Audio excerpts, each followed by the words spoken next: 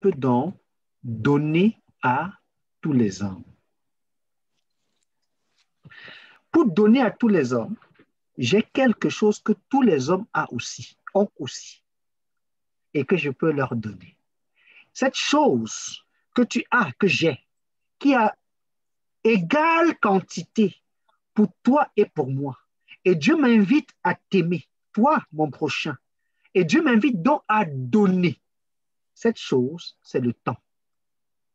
Tu as 24 heures, j'ai 24 heures, celui qui est en Chine a 24 heures, celui qui est en Asie a 24 heures, celui qui est en Éthiopie a 24 heures, celui qui est n'importe où sur la planète a 24 heures. Et comment donc je vais te donner ce temps? Puisque aimer, c'est donner. Et Dieu dit de t'aimer de manière suprême. C'est-à-dire qu'il faut que je puisse dans ce que j'ai d'égale quantité avec toi pour t'en donner. Pour parler de sacrifice, de quelque chose de suprême, le temps. Et ce temps se matérialise par la prière et par le jeûne.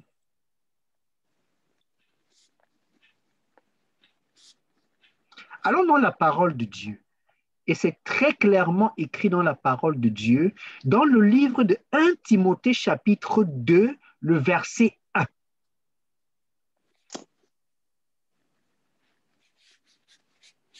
Si tu veux aimer quelqu'un et que tu ne pries pas pour cette personne, le jour que la personne va t'énerver, ton amour va être mis à rude épreuve.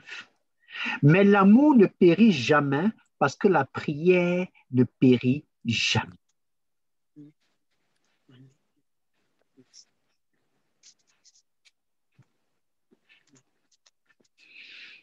Alors, dans 1 Timothée chapitre 2, verset 1, je vais lire. Si quelqu'un a déjà trouvé, je le laisserai lire. Sinon, je vais le faire. Verset 1. 1 Timothée 2, verset 1. J'exhorte donc avant toute chose à faire des prières, des supplications, des requêtes, des actions de grâce pour tous les hommes. Pour tous les hommes. Le Seigneur dit avant toute chose, avant toute chose. On a vu, le frère nous l'a dit et nous l'attestons et nous le redisons. Dans 1 Corinthiens chapitre 13, l'amour est prioritaire. L'amour est la chose qui vient avant toute chose, qui est au-dessus de toute chose. Si tu as tout et tu n'as pas l'amour, tu n'as rien. Mais si tu as l'amour, tu as tout, même si tu n'as rien. Alléluia. Donc, Amen. avant toute chose, je dois faire quoi? 4 choses pour tous les hommes. 1, prière. 2, supplication. 3, requête. 4, actions de grâce. Le merci, la gratitude.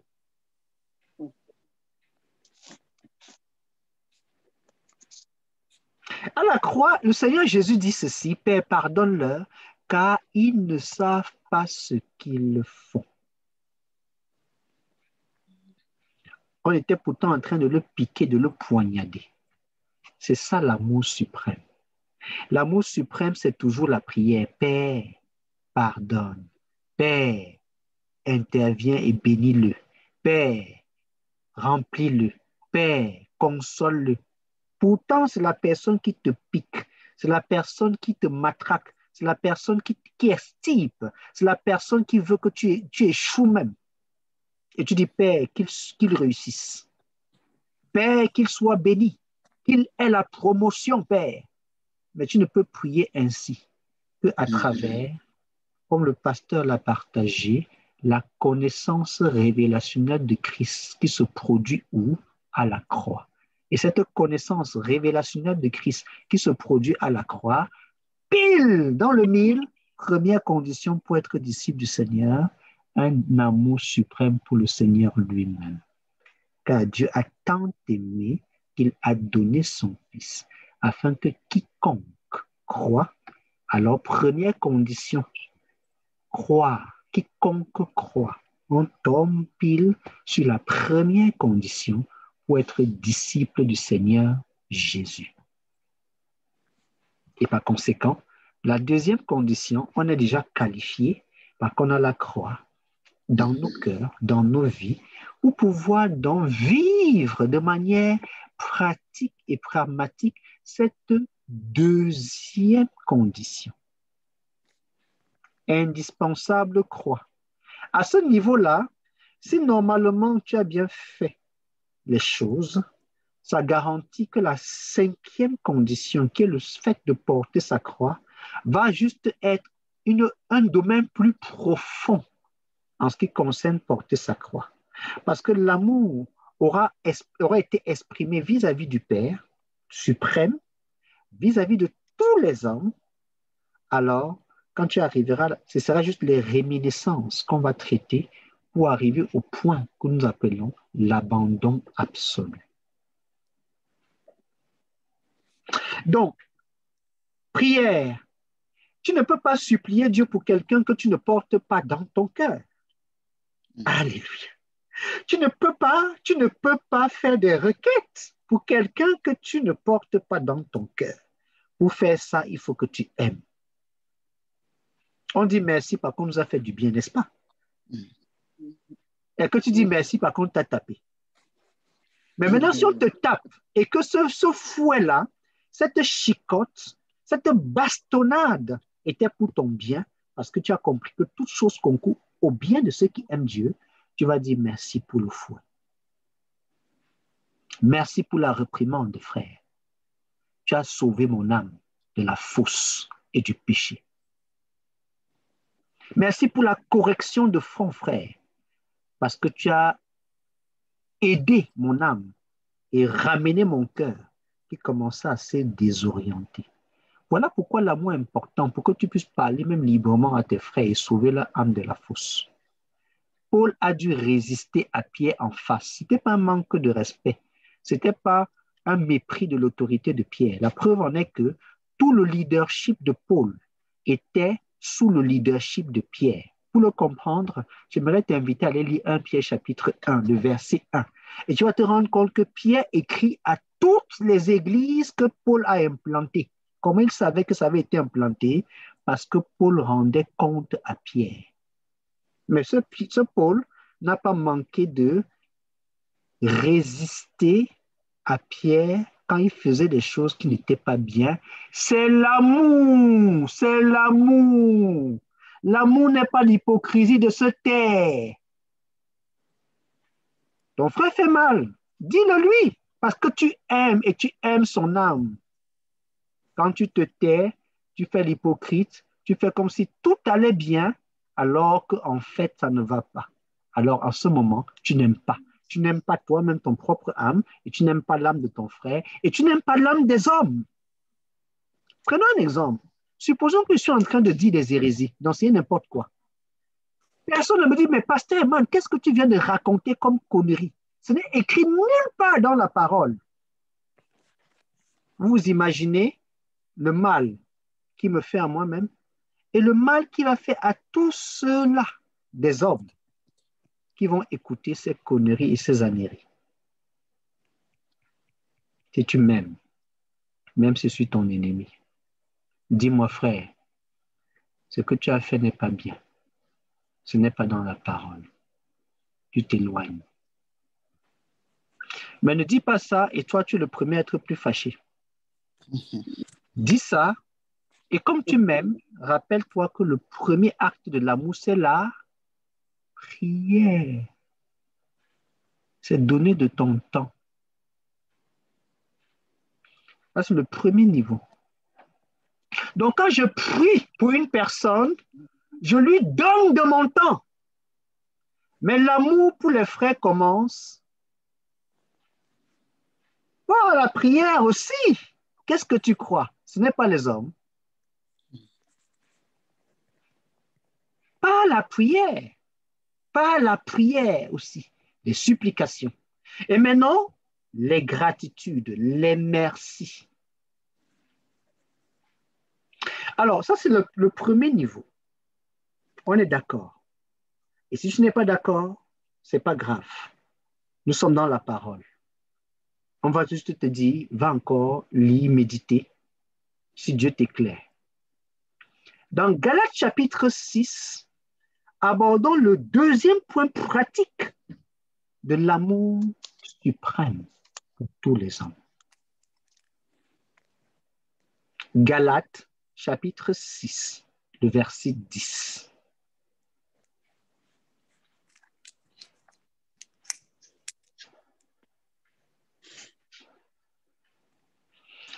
Je vais lire. Ainsi donc, pendant que nous en avons l'occasion, pratiquons le bien envers tous et surtout envers les frères en la foi. La prière, donner de son temps, maintenant, c'est pratiquer le bien. Ça veut dire quoi, pratiquer le bien?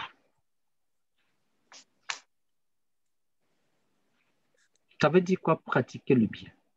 Dans la pratique d'une chose, il y a deux éléments essentiels.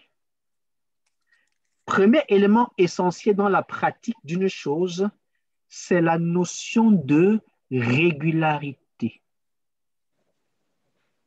Et deuxième élément dans la pratique, c'est la fidélité.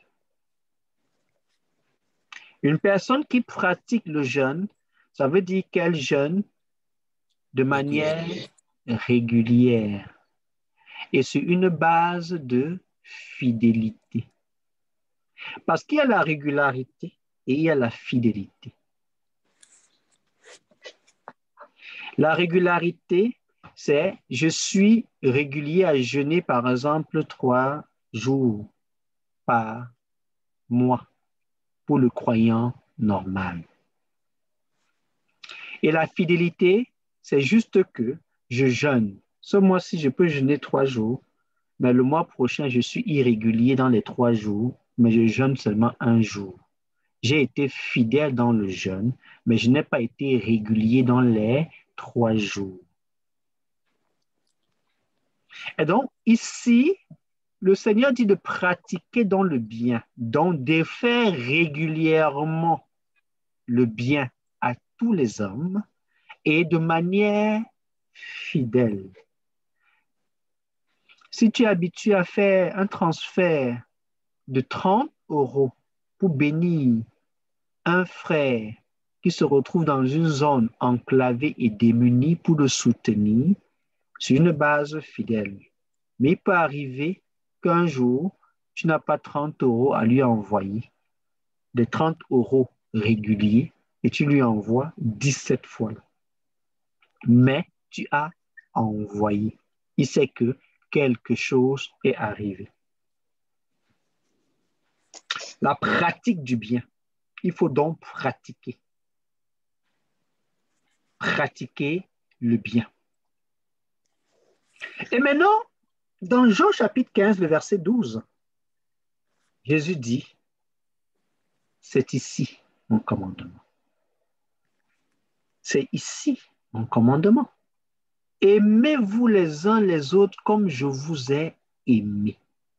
Donc, pour aimer tous les hommes d'un amour suprême, Jésus reste le modèle en amour. Alors, pose-toi la question, comment Jésus a aimé lui-même les disciples? Alors, c'est ce que j'aime le plus, l'exemple et le modèle du Maître lui-même. Nous pouvons donc voir que Jésus a aimé celui qui était très impétueux et qui ne pouvait pas se maîtriser, c'est Pierre. Toujours quelque chose à dire. Seigneur, Seigneur. Et c'est le plus qu'on a rabroué parce que c'est le plus qui a été aimé, qui a aimé. Judas, voleur officiel de l'église de Jésus, connu et su par le pasteur lui-même. Si c'était moi, Jésus, j'allais excommunier Judas dès la première seconde que j'avais appris qu'il a voulu. Ça, c'était une époque. Mais à cette époque-ci, la croix a tellement travaillé dans ma vie que j'ai appris à comprendre pourquoi Jésus a permis que Judas reste dans l'église, étant toujours le trésorier et continuant à voler sans qu'on ne l'excommunie. Écoute, n'excommunie jamais une personne si Dieu ne t'a rien dit. on n'agit pas par notre chair, mais par l'Esprit de Dieu. Donc, tu peux voir un frère qui fait quelque chose qui n'est pas bien. Tu lui dis, mais ce n'est pas à toi de prendre la sentence à son sujet. Est-il ta créature? Est-il ton serviteur? Es-tu mort à la croix pour lui? Mais il faut connaître ses limites. Donc, c'était de l'amour. Et ainsi, Jésus pouvait avoir une évidence, une démonstration comment on doit aimer nos ennemis. Dans la même église, voleur officiel de la caisse, mais Jésus lui faisant toujours confiance. Garde-lui toujours la caisse. Tu voles, ce n'est pas bien. Répands-toi, mais la caisse est toujours entre tes mains. Nous, les hommes, on n'agit pas souvent comme Jésus et c'est dommage. Parce que on donne les tâches aux gens souvent selon les besoins de la vue des yeux et non pas selon l'appel de Dieu. Comment tu vas enlever l'appel de quelqu'un que Dieu lui a donné? S'il gère mal l'appel, il doit voir avec Dieu. Et c'est aussi de l'amour de s'assurer qu'on donne la tâche de chacun selon son appel. C'est de l'amour. Je vais prendre une anecdote pour illustrer ça parce que c'est un point pratique très important. Dans l'église, il y a une sœur qui aime l'adoration, vraiment. Et à cette époque, il y avait une autre sœur qui aimait aussi l'adoration. Donc voilà, deux sœurs, chacune d'elles aime l'adoration. La première qui aime l'adoration est dans l'église avant la deuxième aussi qui aime l'adoration. On est donc à la réunion d'assemblée générale de l'Église pour donner les directives et les perspectives de Dieu pour l'Église. Qui va s'occuper donc de la chorale, chef des adorateurs du Seigneur. Ça, c'est le point. C'est une assemblée générale. On attend les directives. Alors, naturellement, celle qui était là avant et qui aimait la louange s'attendait à ce que ce soit elle. Quelle ne fut sa surprise et aussi sa frustration d'apprendre que non, ce n'est pas elle. C'est plutôt l'autre qui est venu après. Et elle qui aimait la louange, on dit que non, ce n'est pas ton appel là-bas. C'est à la prière ton appel.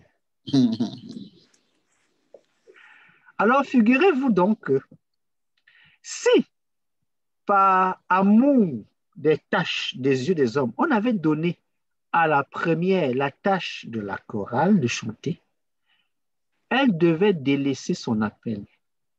Plus tard dans l'histoire, celle qui avait la chorale n'y est plus, mais la prière y est toujours. Donc, c'est de l'amour. Ne détourne jamais quelqu'un de son appel. Dis-lui son appel, même si tu es contre lui. C'est de l'amour. Et donc, ça se manifeste donc par ordre, par mise en application de la parole du Seigneur. Dans Jean chapitre 13, le verset, on dit, avant la fête de Pâques, Jésus, sachant que son heure était venue de passer de ce monde au Père et ayant aimé les siens qui étaient dans le monde, il a mis le comble à son amour pour eux. C'est ça l'amour suprême. Mettre le comble à son amour. Et comment mettre le comble à son amour? Toujours sur la base de l'exemple de Jean chapitre 15, le verset 12, en suivant l'exemple de Jésus lui-même, on enlève sa veste de pasteur et on va laver les pieds des saints. On enlève sa cravate d'homme de Dieu, on prend le balai et on balaie la maison d'un frère. On enlève ses mocassins cirés et on met les pieds dans le cambouis pour faire l'enduit et le placo.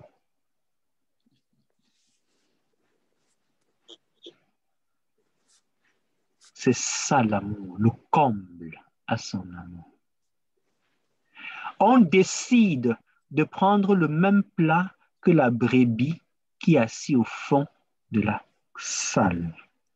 Dans les affaires de plats de pasteur, la nourriture de pasteur, c'est bien parce que le pasteur se dépense, il a besoin d'énergie, il a besoin de se revigorer, etc. C'est bien, c'est très bien. Mais il faut aussi savoir que la brebis qui n'a jamais l'occasion de manger la viande, le poulet, le poisson, aussi, il doit être invité à la table du pasteur là. La pratique de l'amour, mettre le comble à son amour pour les frères, l'amour suprême pour les frères.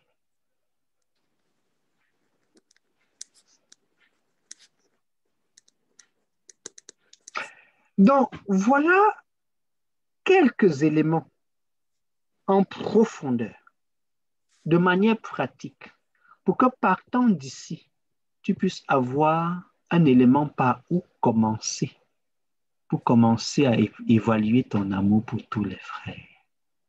Donc, tu comprends dans le commandement du Seigneur qui nous demande de faire des disciples de toutes les nations, de l'évangile jusqu'aux extrémités de la terre. Tu comprends que tes prières ne doivent plus juste s'arrêter dans ta petite maison, dans ton quartier et dans ta ville.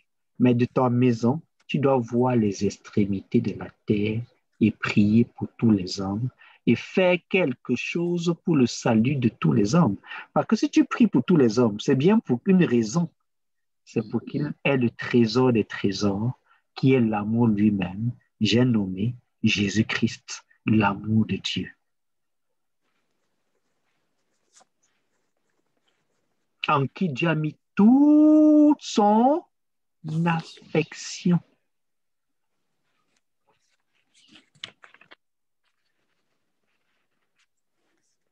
Donc, on ne va pas se séparer comme ça aujourd'hui. Alors, à quel frère tu vas écrire après cette réunion? Pas pour lui dire un sermon extraordinaire, juste un mot. Frère, je t'aime. Un SMS, un WhatsApp, un mail. Le frère à qui tu n'as pas écrit depuis. Donc, résous cela.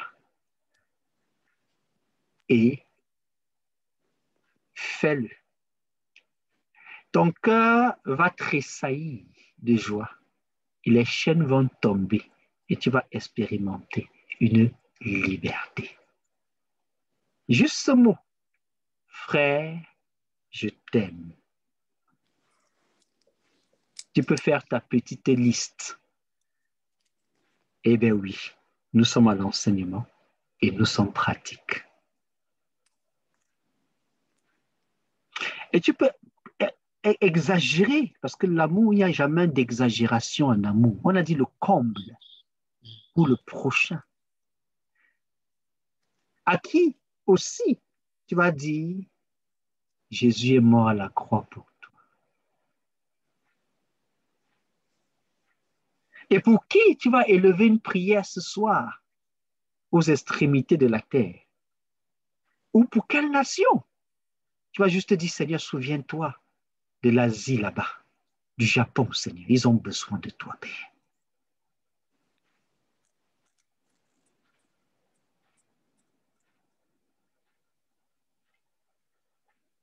Et à qui tu vas aller laver les pieds cette semaine? Moi, je vais encore masser les pieds de ma femme ce soir. C'est mon plus proche prochain.